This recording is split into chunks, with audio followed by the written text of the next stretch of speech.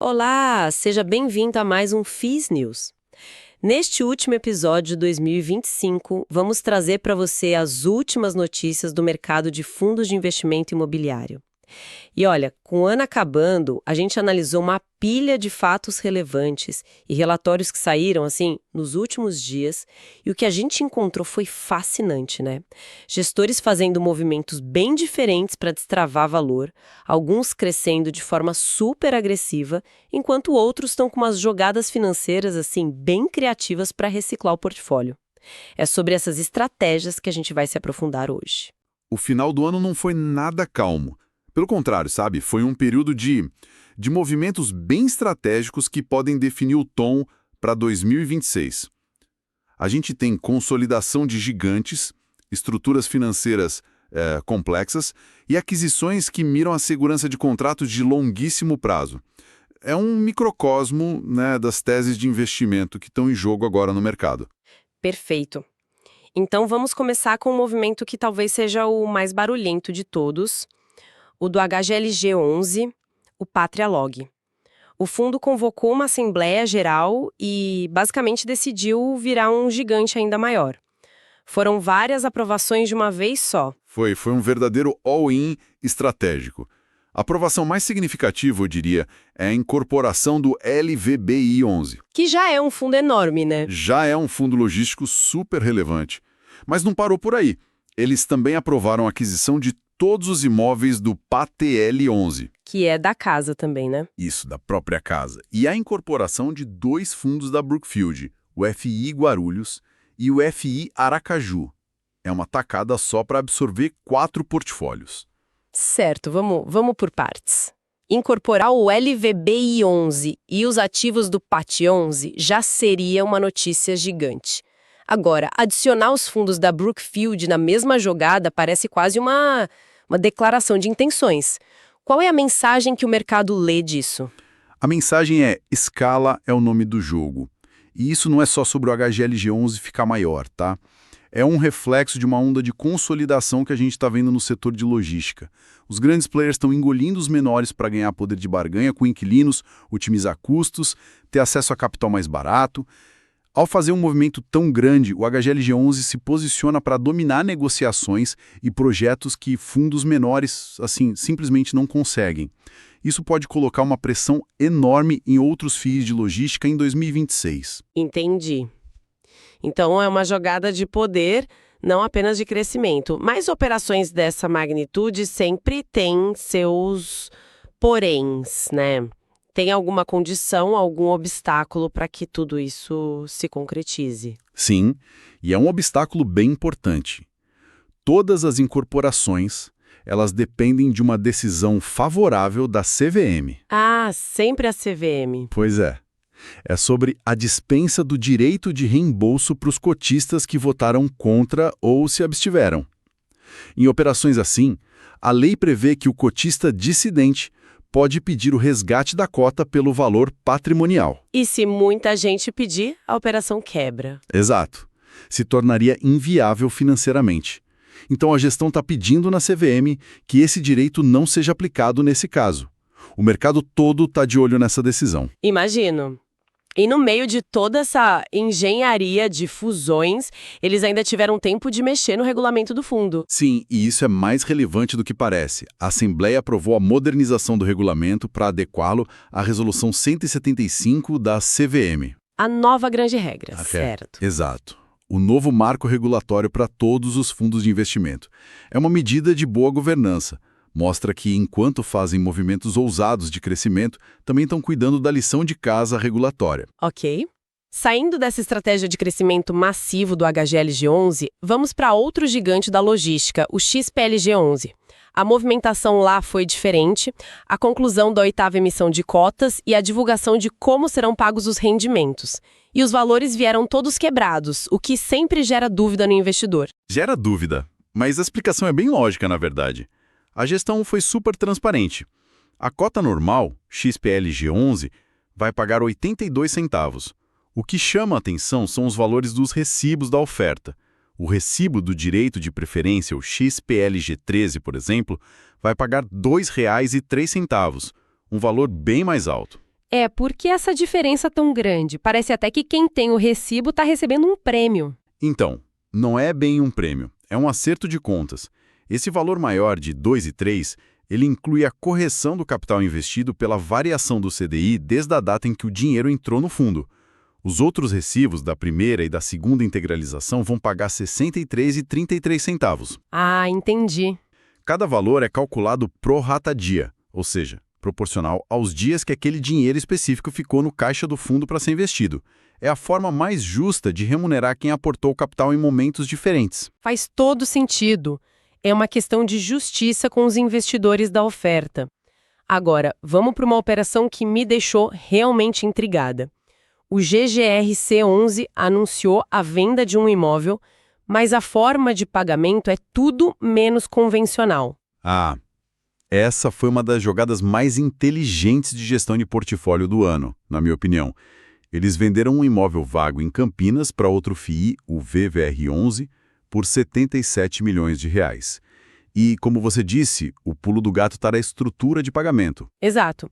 Eles vão receber uma parte em dinheiro, 20 milhões, mas a maior parte, 57 milhões, vai ser paga com o GGRC11, recebendo cotas do próprio fundo comprador. Peraí, isso soa contraintuitivo. Eles não estão só trocando o risco de um imóvel vago pelo risco das cotas de um outro fundo que agora tem esse mesmo imóvel? Larissa, e a resposta revela a genialidade da estrutura. Vamos por partes. Primeiro, ao receber 20 milhões em caixa, o GGRC11 melhora a liquidez dele imediatamente. Certo. Segundo, e este é o ponto crucial, ele transfere 100% do risco e dos custos da reforma e da comercialização do imóvel. Aquele galpão precisava de um investimento pesado. Agora, esse problema é do VVR11. O GGRC11 se livrou de um problemão de gestão. Ok, a parte de transferir o risco da reforma faz todo sentido, mas e a parte de receber cotas? Por que não vender por 77 milhões em dinheiro e pronto? Porque ao fazer isso, o GGRC11 abriria a mão de todo o potencial de valorização futura do ativo. Ao receber cotas do VVR11, ele mantém uma exposição indireta a esse upside. Se o VVR11 fizer um bom trabalho na reforma, alugar o imóvel por um bom preço... O valor da cota sobe. Exatamente. O valor da cota do VVR11 que o GGRC11 possui também vai subir. Eles transformaram um ativo direto e líquido e com custos num ativo financeiro, líquido, mas que ainda captura o sucesso do imóvel. E o impacto financeiro divulgado é excelente.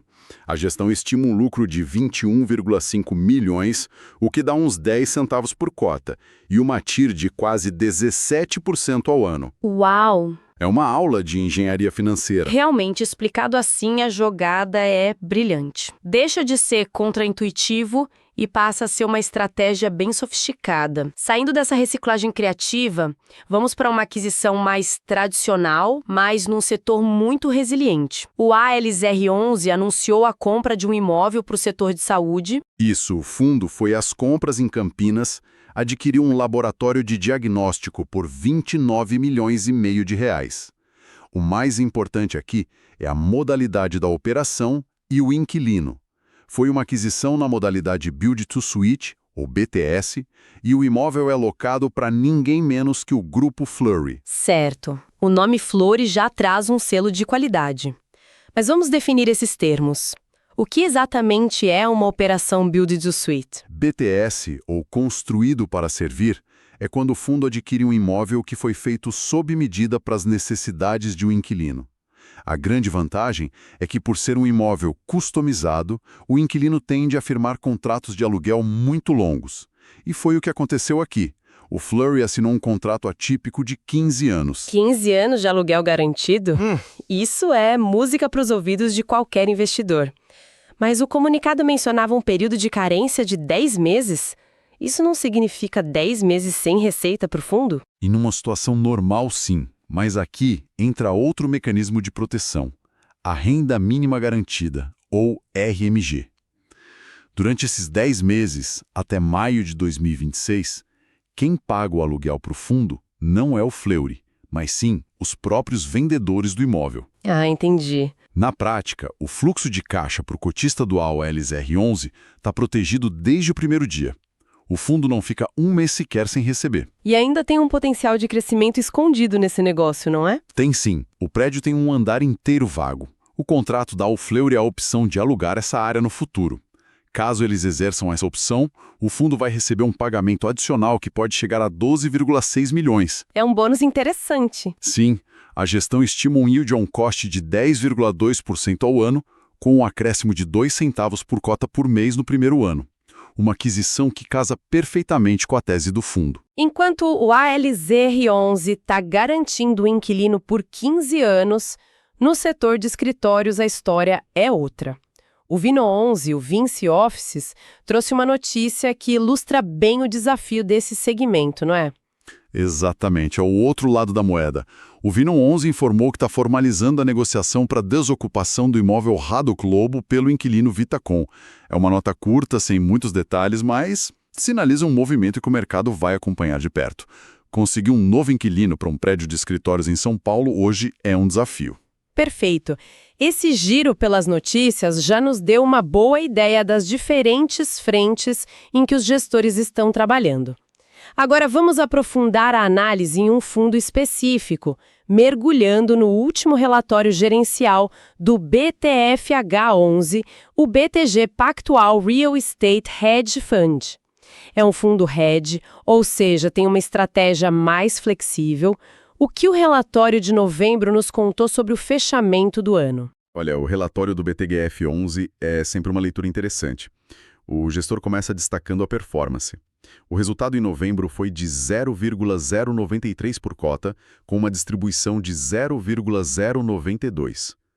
E no acumulado de 2025, o retorno total do fundo foi de 21%, superando o IFIX, que ficou em 17,4%. É um bom desempenho. Olhando o relatório, eu vi que a principal movimentação do mês foi a venda de um CRI do Açaí, que levantou 30 milhões em caixa. Com a inflação dando sinais de que pode voltar a subir, vender um ativo de papel agora parece um movimento ousado. Qual foi a estratégia aí? É uma ótima observação. A gestão justifica esse movimento dentro da estratégia maior de aumentar a previsibilidade dos resultados e principalmente a liquidez da carteira. Mesmo que o CRI-Açaí fosse um bom ativo, ele é menos líquido do que ter o dinheiro em caixa. Ao realizar o lucro de R$1 milhão, eles ganham flexibilidade para realocar o capital. Para ter agilidade. Isso, para aproveitar outras oportunidades ou reforçar posições, como fizeram ao aumentar um pouco a exposição em IRM11 e GARI11. É trocar um bom ativo por opcionalidade. Faz sentido. E essa flexibilidade se reflete na alocação da carteira, que é bem diversificada. Muito diversificada. Eles fecharam novembro com cerca de 32% em FIs de tijolo, 24% em FIs de papel, 16% em CRIs, quase 14% em ativos reais e outros 14% em caixa. Tem um indicador no relatório que salta aos olhos. O desconto com que o fundo está sendo negociado. A cota de mercado a 8,38 e a patrimonial a 10,04, isso dá um P sobre VP de 0,83. O que isso significa na prática? Significa que, no final de novembro, o mercado estava dando a chance de comprar a cesta de ativos do BTHF11 com um desconto de 17%. É como uma promoção. Exato. Claro, a pergunta que o investidor precisa se fazer é: por que existe esse desconto? Pode ser pessimismo, pode ser uma ineficiência de preço. Analisar os ativos que estão dentro do fundo é a chave para saber se esse desconto é uma oportunidade ou um alerta. Então vamos fazer isso. Falando dos ativos reais, o fundo tem duas posições relevantes, a E-Stower e o Shopping Pátio Maceió. São investimentos bem diferentes, né? Certo? Completamente diferentes. A S-Tower Torre B é um ativo core, um prédio de escritórios de altíssimo padrão em São Paulo, do qual o fundo detém 37%. Ele está 81% ocupado. A tese aqui é de longo prazo. Apostar na valorização do imóvel é um investimento com potencial de ganho de capital. E o Shopping Pátio Maceió? A estrutura ali parece mais financeira. Exato. A participação de 27% no shopping é uma operação estruturada. O fundo entrou no negócio com uma taxa de retorno mínima garantida de 18% ao ano. O vendedor original pode recomprar a participação, mas para isso precisa pagar ao BTF-H11 um valor que garanta essa rentabilidade. É uma estrutura que mitiga muito o risco para o fundo e trava um retorno excelente. Uma posição é de risco e potencial, a outra é de segurança e retorno contratual. Bem interessante, encerramos aqui o nosso 2025 desejando um feliz ano novo e muito sucesso em 2026 nos seus investimentos e principalmente na sua vida pessoal. Que em 2026 estejamos aqui juntos novamente, acompanhando o mercado de fundos de investimento imobiliário e ajudando você a tomar as melhores decisões embasadas em fatos. Agradecemos pela audiência, deixa um like, se inscreva e ative o sininho. Deixe também o seu comentário. Estamos no YouTube, no Spotify e no TikTok. Até o próximo episódio. Tchau, tchau!